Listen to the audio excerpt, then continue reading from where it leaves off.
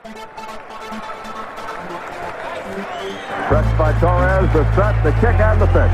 It's deep to left field. This one may be off the wall, maybe in the screen. Home run for Bucky Dent. Lang and Chernishev on top as expected. They're eligible for Salt Lake City.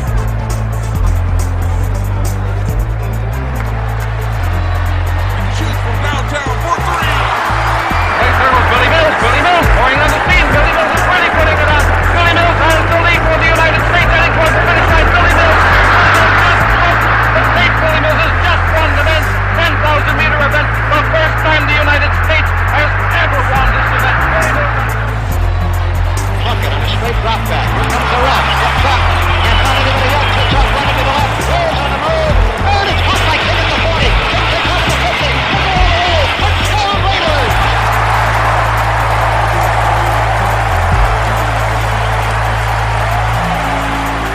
Welcome to Indian All-Star.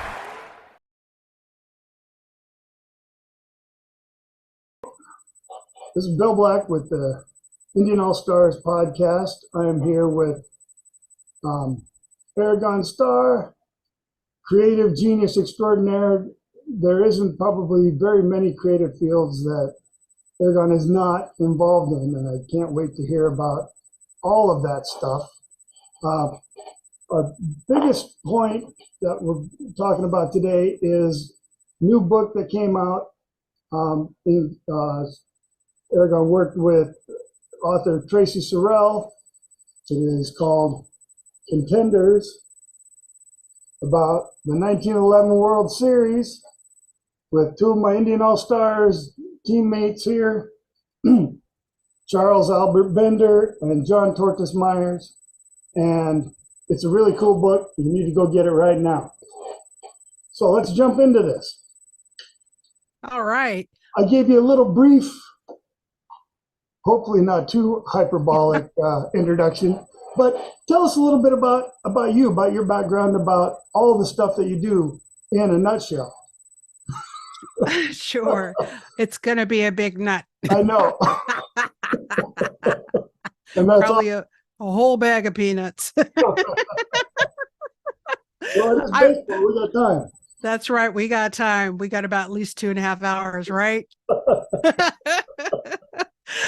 Well, just to introduce myself, I'm Arigon Starr, and I was born in Pensacola, Florida, a random place, not a place for kickapoos, except my dad was in the Navy. And I was born on the road as he was an enlisted man traveling with his family.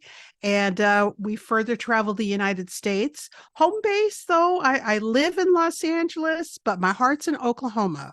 Okay. And I just want people to know that my dad grew up in Shawnee, Oklahoma. My mother is enrolled Muskogee Creek, and she grew up in Tulsa, Oklahoma.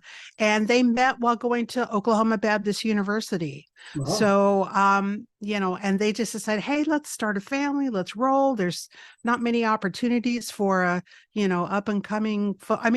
These were great parents. I just have to tell you right off the bat. And I also had a wonderful sister named Gay Lynn, and we were the best of friends. And all throughout my life, it was my mother, not my dad, although he did love baseball. It's my mother that loved baseball. And she introduced us to the game. We watched the game all throughout our lives. And eventually, my dad's tour of duty took us to San Diego, California. And at that time, the San Diego Padres had just started. This is like the early 70s. So, that we finally got to see major league games. My mom was thrilled. We were Padre fans growing up, although you see what I'm wearing, right? Right now, you see what, it's the evil empire, right? Did that make you itch at least? A little bit? Yeah, a little bit. But right now, I've lived in Los Angeles for so many years. I feel like this is kind of where I grew up, at least my adult life. So all of that traveling, all that life brought me here to Los Angeles to work in the entertainment business, first as, behind the scenes. And then I got a few years into it. And then I said, you know what? I need to be on the other side of those cameras. I need to be on the other side of this. I'm a musician, a singer-songwriter. I've played coffee houses, recorded CDs, put them out, had them played on the radio. They still get played on the radio. And toured United States, toured in England. I've toured in Australia. And through that experience led me to the theater, working with Native voices at the Autry in Los Angeles. The Autry, of course, is Gene Autry, owner of the Angels, who has a museum here that's Western heritage, Western history, which includes us folks, so we're well represented at the Autry. And so this theater initiative brought forth acting talents and then playwriting talents. So I was also on stage and performing as an actor, and then incorporating music, and then eventually coming to a radio series called Super Indian. And the challenge there was, can you write a 10-minute script for an audio theater festival, West Plains, Missouri? We're going to broadcast on NPR. What do you think? And I was like, okay, yeah, let's do this. So I wrote the 10-minute script about a reservation boy who eats tainted commodity cheese and gains superpowers. And that's how I came. And Bill, that is how I became a comic book artist, because I'd always drawn comics through my entire life. I was always doing artwork, always drawing. And I took the love of comics and then really did some hard studying, because, you read them, you don't really think about how's that put together? How is that put together? So studied, and then so much work. Yeah. Tell that visual story. Yeah. I'm sorry. Exactly. So that led me to doing comics. So Super Indian started as a web comic, and then evolved into a printed book, actually 2 printed books. So that work brought me to other comic creators. I've done other projects. Tales of the Mighty Co-Talkers is out there. That was an anthology series with a number of other different comic artists that were about the different tribes that participated in the co-talking program. Because everybody knows, it's the Navajos, right? It's like, no.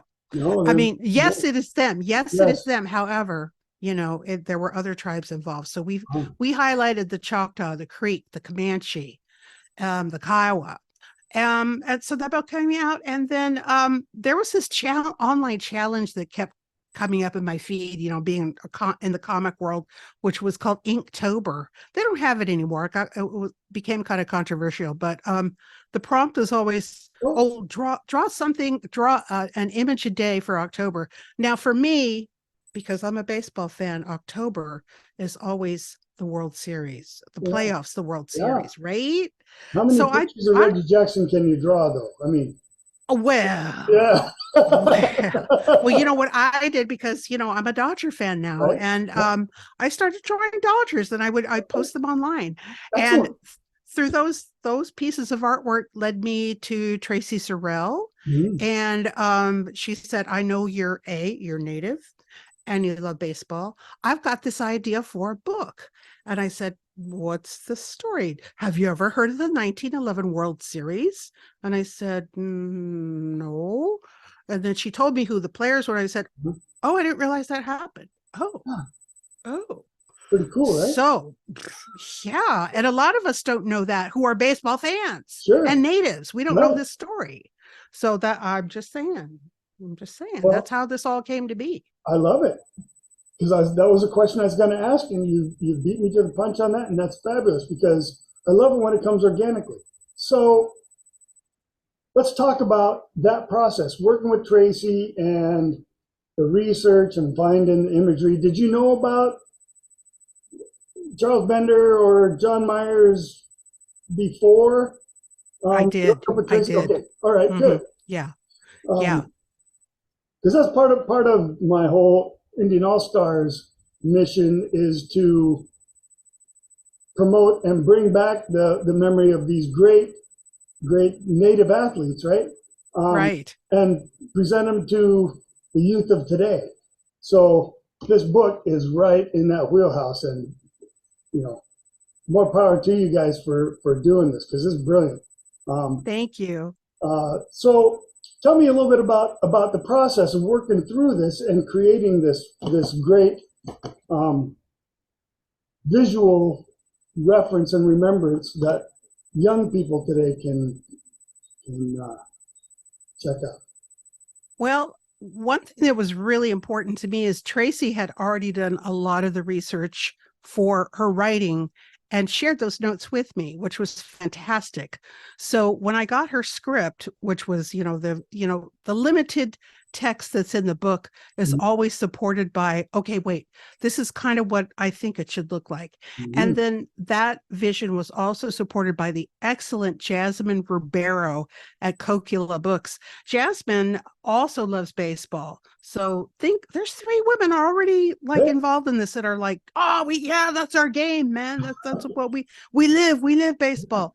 And she was able to say, okay, but what about this? And make sure that play is correct. And that, if that ball's hit out to left field, who's in motion, who's ready. And I thought, yes. I mean, just stuff like that, where it's like you're trying to create a scene of the polo grounds, which does not exist anymore. Right. Thank goodness there are a lot of representation, like archival photos of the polo grounds in New York City before and after. And because in 1911, it burnt down. Yeah. Right. The stadium burnt down, but they quickly rebuilt it. And, and it was a setting for this amazing contest between, what were the Indian versus Indian, but, and they tried to make it like, so stereotypical and just so like, they grabbed their war tomahawks and la la la. It's like, right? No, these guys loved each other. They were friends. How's that? That was a pretty small group of Native American guys playing baseball at that time, right? At that level, exactly, just a handful of people, and you think that they're, that they're going to go after each other. Antagonistic? No, they're pals. Yeah, they're going to do their best, obviously, and somebody has to, be victorious here. But they did their best, and they were cordial to each other, which shocked the press. It's like, what? Wait a minute, this isn't right. And craziness. But in any case, that was the research that I started with. And then I had to do deep dives into their I want to say regalia, but that's not right for baseball. Their uniforms, because they were completely different, and their gear, their catcher's gear, the baseballs, the bats, the base. I mean, just everything was just a little bit different than it is now. It looks different, totally different. Particularly, boy, the catcher's gear and the gloves that they were using. Totally different. Boy, I couldn't imagine. I was reading a thing about John Myers, where. And he was an Iron Man catcher. He was Cal Ripken for the catchers. And he'd go out, his hands are bleeding and broken bones in his hands and stuff, and still go out and catch the game. Things that would knock guys out for months in today's world. He's out there in the next. What a tough dude. Yeah, that was kind of like last night with Shohei Ohtani and his broken nail. Yeah. Oh, my nail. No, I love Shohei. No shade on Shohei, but just I'm playing with broken fingers and I got a nail. Exactly. Sorry. Anyway, I digress. In any case, it was a lot of internet search. There are so many databases out there where if you're an artist and you're not accurately representing a time or a place, shame on you. Just search the pictures, all of the resource things were there. I just had to go find them, and it did take some time. And then after that research was incorporated, I started the layout of the book, and there were 48 pages of art in that book. It wasn't just just draw some little squiggles. No, couldn't get away with that. Full rendered illustrations that are all brilliant. And I have to commend you. One thing that for those of you who have not yet bought the book, but you're going to, right? I want to point out that when Charles Bender is being represented, and they're talking about his youth and his growing up. The imagery, the borders, the treatments around are all geographically and culturally appropriate to the northeastern style of design of Native American art. And then when we talk about John Myers, it is very, very drastically different and also culturally and geographically appropriate. I think that's fabulous. That's great research and great representation. Thank you. And again, because, you know, I work in this artistic world because of all of the stuff that I do. I was also a Tulsa Artists Fellow from 2017 to 2019. And one of the women that I met there is Molly Murphy Adams. And Molly's, she is like a world-class beater. I mean, just, you know, you see her stuff in Reservation Dogs and everywhere.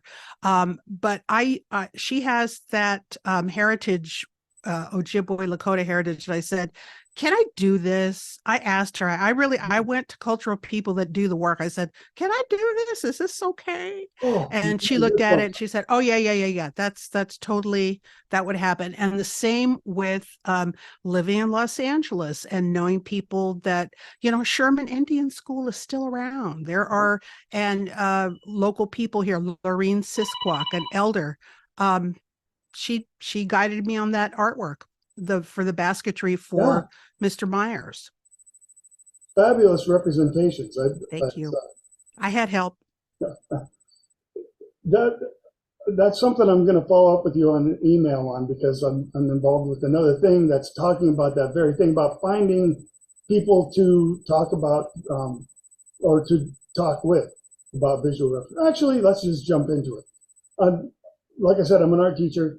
We're working on I'm in a group that is working on a proposal for the next National Art Educators Association conference that'll be in Minnesota next year, about culturally appropriate lesson plans when we're talking about art, and particularly Native American and Native Alaskan art.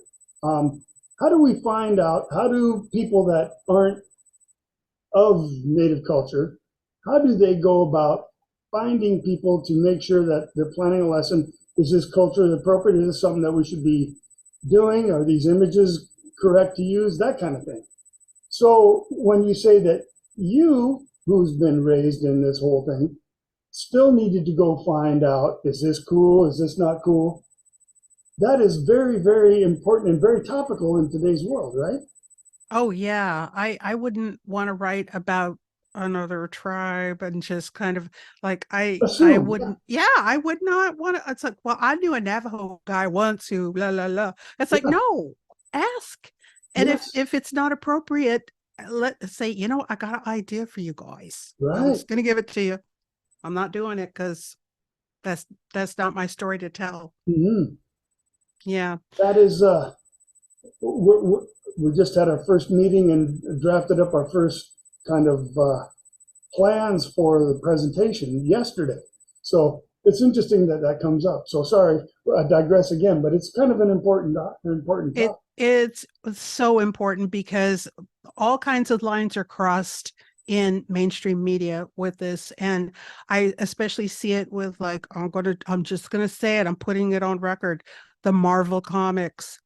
Oh, yeah. You know, they just hire whomever and expect them to, like, fill in the blank on the tribe that's being represented. Right.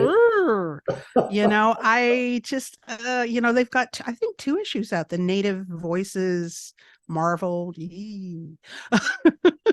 I don't know. They never asked me, so maybe I'm being bitter Betty, but, you know, it's just like, I don't like what they're doing. No, I mean, and you know, they're mainstream, trying to appeal to everybody kind of thing.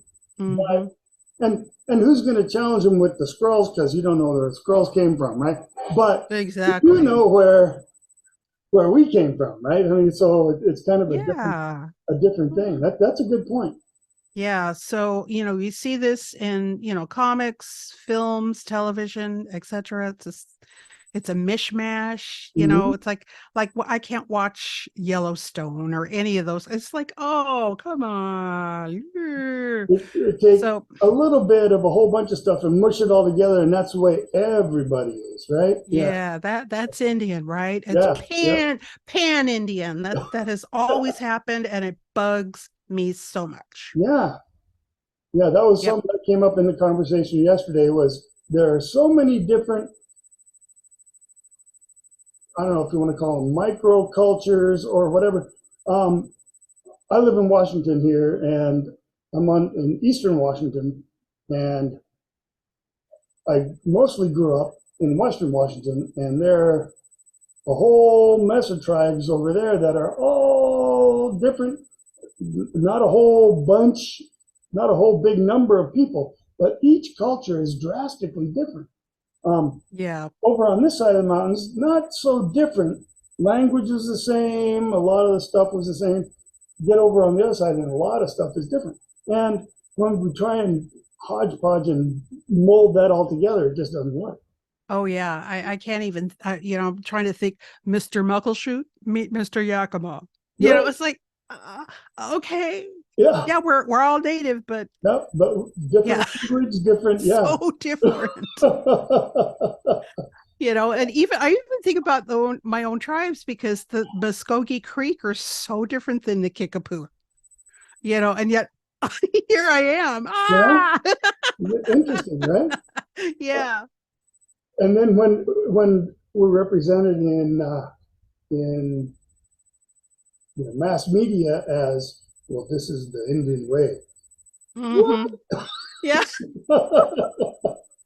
Okay. That's All good. right. Indian. Enough of that. Let's get Yeah. back to the book.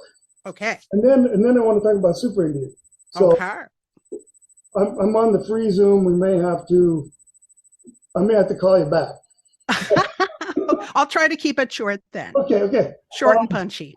So in the book, all of the illustration spreads are brilliant. I just want to know, do you have a favorite one? Do you have one that really you say, yes, I made that, and it The is cover. I love the cover art, because I loved how they made that the fold out, and you can see that detailed drawing of the top of the polo grounds. And then, yes, the cover, the whole thing. It goes all the way around. It's beautiful. Yeah, love that. Something I like, I just have to say, that on the interior pages, when we're talking about their childhood, yes. Their childhood, the photo album pages. Yes. I love the photo album holder where you slide the fold. Kids kids have no clue what that is, but it looks so cool and so nostalgic. Bill, don't you have one of those? I absolutely do. I know it was my auntie's, and it's so beautiful. Yeah. Several of them. My grandpa had many of them. Yeah. Yeah. So, kudos again. That's brilliant. It's timely, and it holds on to a tradition that is kind of being lost, because now everybody looks at their pictures here. Exactly. On your phone. It's like, oh, okay, great. Not the same. No. Yeah. So anyway, the cover is your favorite. Yes. As I was leading up to this, I tried to go through and pick them, but I can't, because I think they're all great. I love it. Fantastic. That and the baseball card page. Yeah, that's the baseball with the protesters, because that kind of went through some things. Yeah, because it was a little. I was very pointed with the art that I originally made. And in fact, one of the protesters was in that war paint. Yeah. That the fans would wear at the Cleveland games. I was like, and they were like, oh, I don't know if we want kids to see that. And I'm like, come on. You go to a Chiefs game and see that. Yeah. It's like, or go see Atlanta. So, oh well, it got X'd, and instead the kids were doing the selfie in front of the protest, because that's what people do, right? Yeah. Yeah. All right. So what is your? Do you think there's more of this type of thing coming down the pike for you, do you think? I do not know at this time. I don't have any other book or children's books projects lined up, Okay. but I'm just that's curious. okay. That's okay with me. I'm working on Super Indian Volume 3. Excellent. I want to get to that in a second. I'm going to throw out another from my long list of Indian All-Stars. I mean, as the general manager of the Indian All-Stars team, I have a lot of people to keep track of. And there another couple head-to-head Indian All-Star matchups, just to throw these out there. Jim Plunkett and Sonny Sixkiller faced off for a chance to go to the Rose Bowl in 1970, I think. 1970, yeah. So there's a whole another storyline for you. Just Indeed. I still have that Sports Illustrated cover with Sonny on the cover. Yeah. That, oh my gosh. Such a fan. I'm working hard to get him on the podcast too, because local guy here in Seattle. We're both Husky fans, so you know I love the dogs. I love those dogs. Excellent. Mm-hmm. We got a connection going here, sister. We do. Oh yes. And then another one that's actually the anniversary of it's coming up, or maybe it just passed yesterday, I think. Tommy Morrison and Joe Hip, heavyweight boxers. Ooh. Both native dudes. Wow. Had a I see elimination fight back in the 90s. But it's interesting when those kind of things present themselves, at least to me, because wow, here, just like this story, I mean, this was at the pinnacle. It's not like Joe Hip and Tommy Morrison met for the heavyweight championship. That'd be a whole different story. But still, Indian guys at kind of at the top level, getting together and putting on a show, I think is great. So yes. I digressed again, but now let's jump into Super Indian. Okay, let's. It's not necessarily sports stuff, but it's native stuff, art stuff. I love it. I love the radio show. I listen to it a bunch of times. So yeah, I love 5 minutes on the Zoom. Okay. If we had to redo it, I can send you another invite and we can patch it together. So okay. I don't want a short Super Indian. That's not fair. Okay. So this kid, Hubert Logan, is also Super Indian. He is a janitor at the bingo hall, and he has a talking dog named D.O.G. D.O.G.? That D.O.G. Because all res dogs are named D.O.G. That's right. He also ate the tainted commodity cheese and has superpowers himself, including very intelligent mind and the power of speech. However, only Super Indian can hear him. And one more sidekick, because you got to have another sidekick. General Bear, who has no powers at all, but just a good heart. Big guy, puts on the tights, becomes Mega Bear. Still no powers and a good heart. And they just solve issues on the reservation.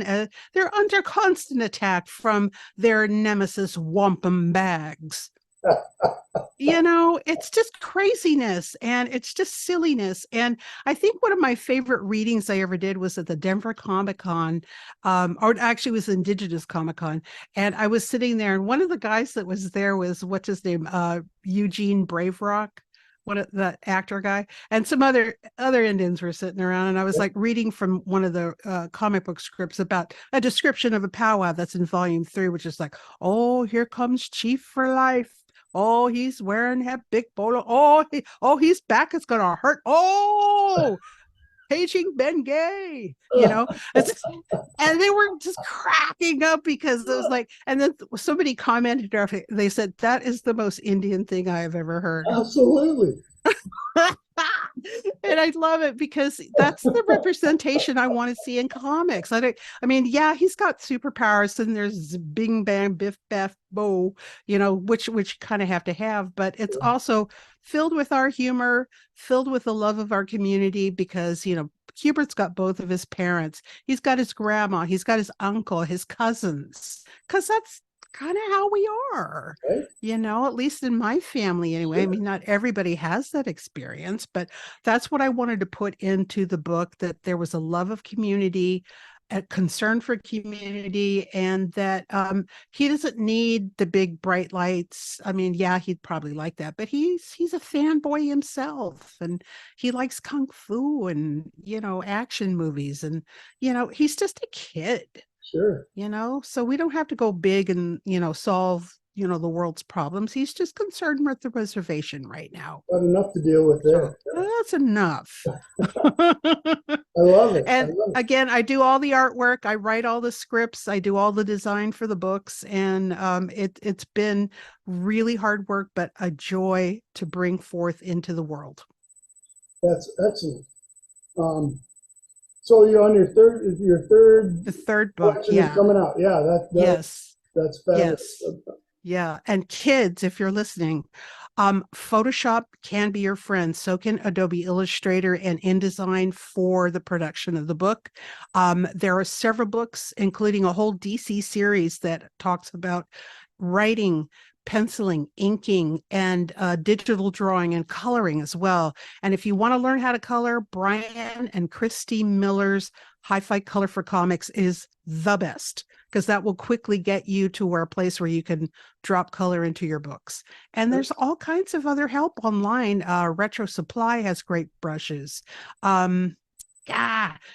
Fonts, Comic Craft, Blambot. You don't have to make this stuff up. It's out there. We all use that stuff, and it's great, and it makes our work look professional. That is fabulous. I may hit you up for when we're out of school now, but when we start school next year, I may hit you up to talk to my commercial art kids.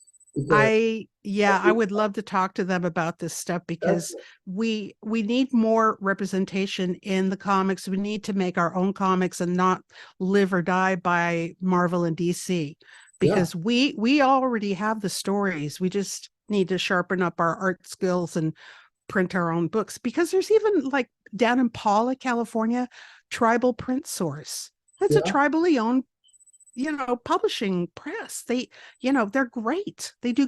You can send your book down there and get it printed by Indians. That's great, right? Yeah. Yeah. Wow. Well, we fit a whole bunch in.